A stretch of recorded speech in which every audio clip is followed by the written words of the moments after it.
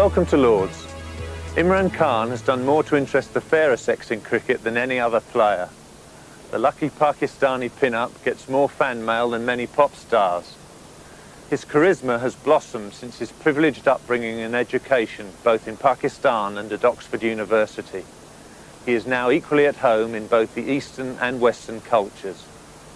Given the task of captaining some of the most volatile players in world cricket, he has moulded Pakistan into a really effective team unit.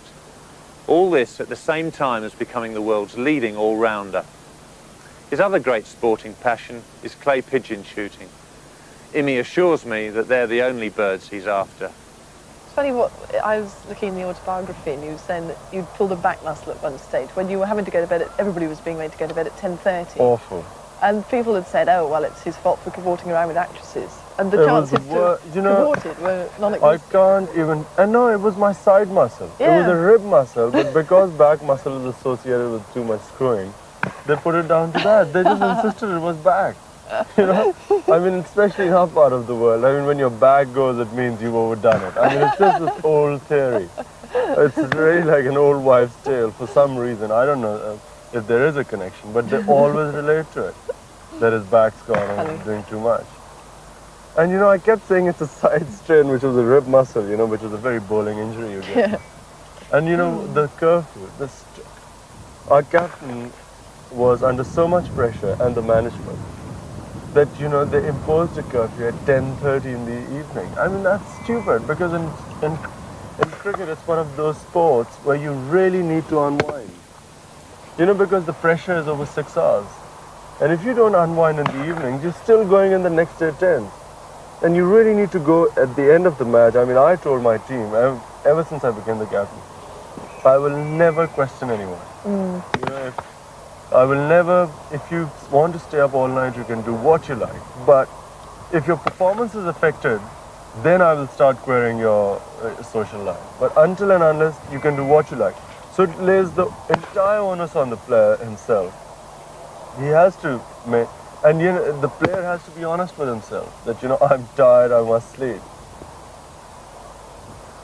But the stupid thing, 10:30 we had to be, and we couldn't go to sleep. I remember me and my roommate, we just sit there talking, watch TV, ended up sleeping later than we normally would. Because, you know, we weren't tired and we kept sitting around. And whereas if you go out, you just come back, you're exhausted, you just lie in bed and pass out. You've always been a keen party goer. Has it annoyed you that people have also tried to tie you with the reputation of a playboy? I have never taken that seriously. I mean, people can say what they want of anyone, but it has had its problems, and more in Pakistan. I think if I was English, I wouldn't have cared much about it. But living in a country like Pakistan, where it's a very conservative society, and somehow it becomes quite an irritation to have an image like that. I mean, you do enjoy your social life, don't you? I mean, yeah, of like course. most cricketers. But you see, I'm not really. People make me out to be a real club goer, but I actually hate nightclubs. And if any nightclub I've gone to, and it's Tramp in London, and the reason has been because you go there in an evening and you find most of your friends there. You know, or people after a dinner party, you all decide to go there. But apart from that, I actually dislike clubs. Do you find it difficult after the years that you've been touring and playing Test cricket actually to get yourself motivated? Do you need something like this to look forward to, you know, to make the cricket more fun when you're playing it? No, you see, cricket actually has been fun throughout. I have to say that, I mean, the reason I want to leave now is that it should become anything other than fun. I think, you know, at the moment, so far there have been few occasions when I haven't enjoyed my stories, and there are very few times. One of them was a tour to Sri Lanka, which I really hated because of the way the tour was conducted and the atmosphere there. But apart from that, I've always enjoyed myself. But I'm sad that in future tours are not going to be that much more enjoyable. I mean, as enjoyable as they used to be. I mean, I went to the West Indies 10 years ago, and it was one of the most enjoyable tours. The cricket was very tough, But the tour itself was planned such it gave us a lot of time to relax. There were side matches where one could rest and build up one's enthusiasm without having the mental pressure. And then we used to play the test matches. Now it's just a test match, one-day international test match. It's just as if every hour you're staying in the country, you're costing them money. So the tours become completely commercial. I mean, money is obviously in the mind of the organizers. And to maximize money making from the tour, they end up congesting the tour, and just the players are just drained by the end of the series. And I'm glad that I've played most of my cricket at times when tours were quite enjoyable, and there was a lot of time off where you could relax and see the country and prepare yourself and give your best in the test matches. The morale in your team at the moment seems to be very high. They all seem to admire you very much. But when you were a young player and you were going in to the team, even before you went to Oxford, I think things were a bit different, weren't they? Yeah, sadly, I mean, Pakistan teams have had this strange thing where everyone has been playing for themselves, and it's been so apparent. And I suppose now when I look at this current team and I look at the time when I walked into the test team, the difference is even more obvious to me. I mean, I never realized how bad we used to be. There were just so many factions, and everyone just was playing for himself. And I mean, I remember players who were actually happy at the failure of our own teammates. You know, I remember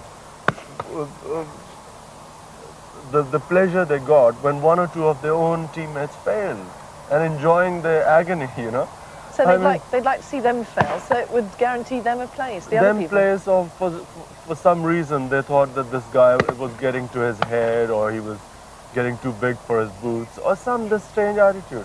Whereas I look at the present team, and I just sit in the dressing room and I just watch the concern. I never forget, I was playing a test match this winter in India, and it was a test in Calcutta where I had made such a blunder by making the wrong decision. I took a chance and put India in, and we just didn't manage to capitalize. In the end, we got ourselves into real trouble. And I was very tense because I felt I was letting the boys down through my own gamble which had failed. And I saw, I mean, these boys obviously realized that I was quite tense about it. And I saw these young cricketers who were on their first tour come up to me and say, look, don't worry, it'll be all right, you know. I was really touched. They were coming up and comforting you. Me, I mean, you know, whereas... With all your experience. With my experience and my age, and I found these young boys coming in telling me, look, doesn't matter, it'll be okay. We'll get back in the game, we won't lose. I mean, I was touched. They do seem terrifically keen. I mean, having met and talked to people like Wesley Makram, they've got terrific sort of spirit, haven't they, and terrific attitude for it. Yes, I mean, this is what I mean. It's so rare. And I think it came out in England, but where it really came out was in India this winter, where we just, I mean, on those conditions, India was a far superior side. And we were such a young team. I mean, like most of the team was so inexperienced. And the way they played as a team and fought, I think it really came out there. When you do succeed and you are an idol out there, it must be absolutely incredible. What's the feeling like when you return home having, say, won a test? Well, there was no greater feeling than when we beat India this time in India and when we came home. I have never experienced anything like that. In fact, it was almost as if, you know, the whole cricket career was worthwhile. Just that one reception we got at the airport. What was it like? Well, actually, they have made videos of it. The news, the Pakistan TV news sent me a little video. And I never realized there were even that many people because we were completely mobbed. I mean, but from a very ecstatic crowd. And when I looked at the video, I realized how many people there really were. It was as if the whole town was there. There were about 150, 200,000 people just at the airport. And there were 5 miles from the airport to the city center, which was just lined with people. And the passion, and it was just the greatest experience ever. They also cheering and waving flags and going mad. Dancing, and, you know, it was just the greatest experience of fulfillment, you know. And it was a very hard tour. So, you know, it just crowned the whole thing. And particularly beating the old enemy. Well, any team when you win after such a tough battle, and it was just very fulfilling. Do you think that's the high point of your cricketing career? Yes, that was. I mean, unless I win the World Cup, that would remain the high point of my career. Great shot. A lot of people seeing your comeback from injury when you had the stress fracture and then you came back to bowl very well, very quickly again, were amazed that you were able to do the comeback. I mean, what do you think was the secret there? You see, I never believed that I would not come back. I mean, I was amazed afterwards to find that a lot of the doctors thought I wouldn't be able to get back ever to my original pace. And almost everyone in cricket thought I wouldn't get back. I was surprised because I never had doubts in my mind. I knew that once my bone healed, the thing is I never gave it enough rest to heal. And I was badly, I was really badly medically advised because I was told to play when I shouldn't have. Anyway, so I was out for 2 years, and that too at my peak. I mean, I was 30 years old when my leg broke, and I didn't come back until I was 32 and a half, almost 33. And you know, normally fast bowlers are looking to retire at that age. But I suppose if you have the skill in your mind, you know what you can do. It's just a question of getting your body ready. Because you're a great one for fitness and exercise. I mean, I've seen you doing endless exercise, stretching and running and everything with the team, something you don't see a lot of other top cricketers doing. I think you have to really, as a fast bowler, there's no way you can bowl fast if you're not very fit, or if you keep yourself tuned. Your body has to be tuned to a certain level to be able to bowl fast, especially with my action, because I rely on a big jump. The jump makes it necessary for me, for my body to be very fit. Otherwise, it won't be able to coordinate. Do you enjoy that side of it, the getting fit and the keeping yourself very much in trim? You seem to have a lot of pride in yourself. Yes, I think fitness is important whether I'm playing cricket or not. I would really hate to be fat or unfit because I'm used to being fit all my life. I mean, I actually don't enjoy training that much. I find it very boring. You know, I find jogging the hardest thing. I'd much rather do sprints or short runs. But you know, endless jogging or a lot of gymnasium work is very hard for me. So in that sense, fast bowling, once you get yourself fit to a certain level, then just bowling fast makes you very fit. For a lot of people's money, you're the best swing bowler in the world. Was that something you really perfected because of the slow, rather dead wickets in Pakistan and India? Absolutely. I mean, in Pakistan, if I was a medium pace seam bowler who relied, you know, on the line and length and the wicket doing something, I would never have made it, because there the wickets just do not help any movement off the wicket. So you have to rely on movement in the air, and hence one has to perfect swing bowling, and that's what I used to do. I mean, when I started my cricket, I used to just bowl in the nets and just try to swing the ball, and then I got a little stronger and I developed pace. And I lost my swing for a while, but I realized that my effectiveness in wicket taking had to be when I was swinging the ball. You also seem to be able to swing the ball even when it's old. I mean, is that something you've consciously aimed to do? This is again playing cricket in Pakistan, because there the grounds are so hard, and they are so hard that they take the shine off the new ball very quickly. And if you are not able to swing the old ball, it's just, that means the overs you can swing the ball would be limited to about 4 or 5, and after that you just can't swing it. So you learn how to swing the old ball, and not only me, you will find that most of the Pakistani bowlers will be able to swing the old ball. Did you know as a child that you wanted to be a top cricketer? Was it always something you wanted to do? Yes, I always thought, not only did I think that's what I wanted to do, but I always assumed that I will become a top cricketer. Little did I realize that it's not that easy. Do you think that almost sort of arrogant assumption is part of you? You know, do you think that's typical of you?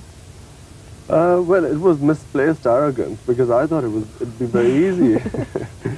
You know, two of my first cousins captained Pakistan, and when I was a schoolboy in prep school, one of my first cousins was just on the verge of playing Test cricket. That was Majid Khan, and the other one was a star in the Pakistan team and had already captained the team, and that was Javed Burki.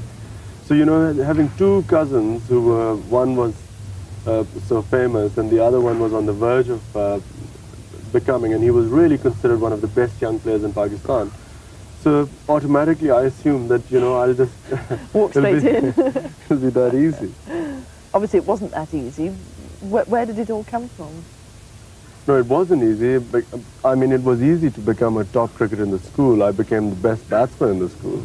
But when I went to play for the Lahore under-19s, I suddenly realized that, you know, there were a lot of people who were far better than me. And that was a shock to me because I never expected people to be better than me. And, and so, you know, then of course started, I mean, I enjoyed the competitiveness, and in fact, I made it as a bowler. I mean, I was always a batsman. So that was a surprise to me too, because I always used to, I held the school records as a batsman.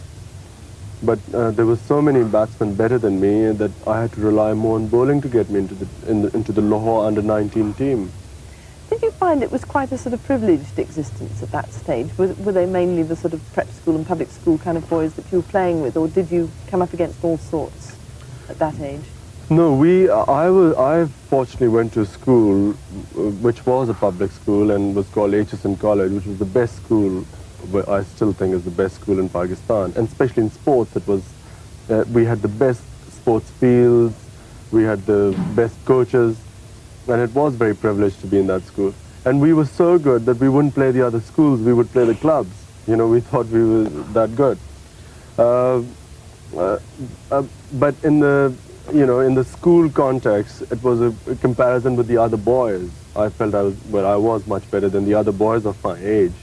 But actually in Lahore, the best cricketers weren't the ones who were from school, they were the ones who were just young boys who went into clubs straight away and who just played cricket full time. And, you know, they were much better than other schoolboys, you know, because they just didn't go to school. Most of them would just play a lot, like someone like Javed Miadad. I mean, he didn't pay much attention to schooling. He just went straight into cricket, and from a very young age started playing club cricket. And that's how most of the players who play in Pakistan team, they don't come through the school level, they actually go straight into clubs now. Were you a great sportsman in other respects as well? Do you enjoy all the ball games? Yes, at school I used to play field hockey and squash, and I used to swim. But gradually I just lost interest in everything.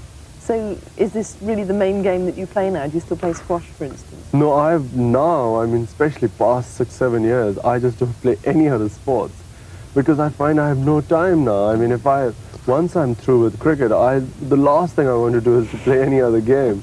And I just find that there's so many other things I want to do.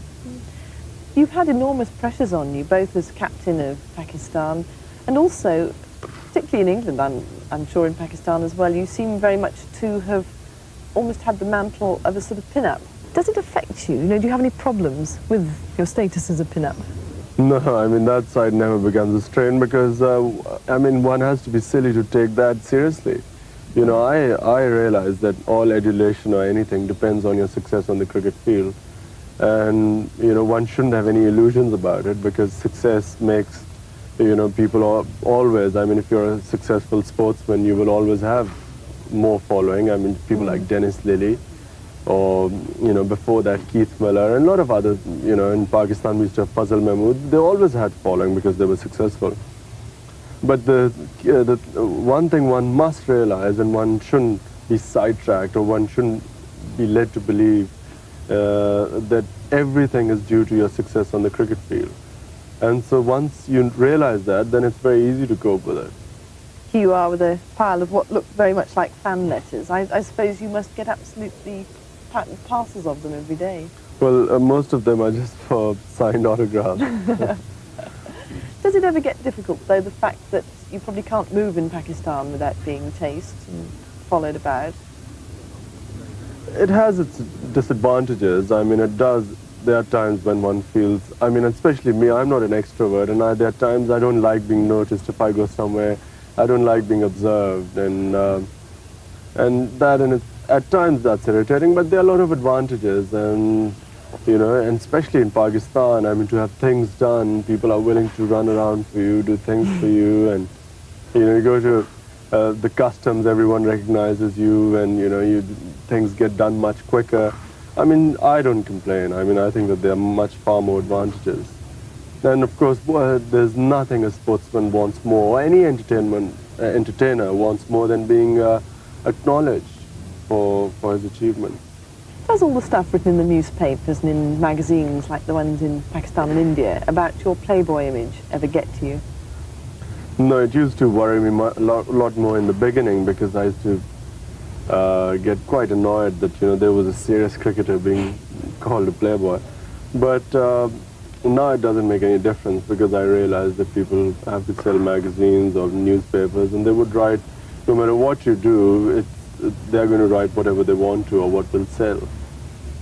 Has anything really upset you in that line? I was disappointed on this tour, actually, by some of the things that were written. I mean, some of these cheap newspapers had headlines like cheats, they call us cheats and all sorts of things. And that annoyed me, because I felt, if trying to win and just playing competitive cricket and just trying to win is cheating or anything, I was very offended. Because I've always played my cricket, and I'd like to think very fairly. I mean, I'm the only captain who in his own country ever insisted on having neutral umpires against the best team in the world, which was against the West Indies. And yet, to be called cheats for something so trivial as having two substitutes, two of our fielders get injured in the match and they go off, and we have two substitutes, and that's called cheats. Or something like, or for instance, in one hour, we bowl 3 overs less than the stipulated number, and that's called cheating. I mean, that really offended me, and I was disappointed. What would you like to do in the long run? There's been a lot of talk about you perhaps going back to Pakistan and perhaps an arranged marriage according to your religion. Is that something that you've thought about much? Well, I mean, I live in Pakistan. I only come here to play cricket, so it's not a question of going back. What I want to do, I'm still not sure, because I feel if I give myself, totally remove myself from the game, I will be in a much better position to take some sort of rational decision of what I want to do. I think it's very difficult when one is full-time involved in something so competitive as a professional sport to make a decision, a career decision, or something completely different, I find that difficult. Do you think they'll be able to twist your arm to continue to play for, say, a season or another couple of seasons? Because you do seem to be at the peak of your form at the moment. Yes, but also, I mean, I've done well because I've been inspired. I mean, these were the goals I wanted to achieve. But, my problem now is motivation, and, I wonder if I keep playing, I will be able to give my best, because I might not feel, really that motivated. And that's the only reason I want to leave, when I can turn it on and then enjoy my cricket, and there's a lot of challenge and have my adrenaline going. I'd rather leave when I feel that I can't turn it on when I want to. How important is your religion to you? It is important because, I'm a Muslim, and, I believe in the Muslim faith, and I try to go along my religion as I see it. And, yeah, it is important. Would you still consider the arranged marriage that's been talked of? Arranged marriage is not a part of my religion. It's part of my culture. It's just that the way our culture is in Pakistan, that's the way, if you want to get married, that's the easiest way to get married. But whether I'll have an arranged marriage or whatever, I'm not sure anymore. I used to be, when I was younger, very sure of what I wanted to do, or how I thought it'll be like it's happened to everyone, all my cousins. I thought I'd follow the same path, but the older I get, I find it harder. Would you consider something like, say, going into films or into politics, two things which have been suggested?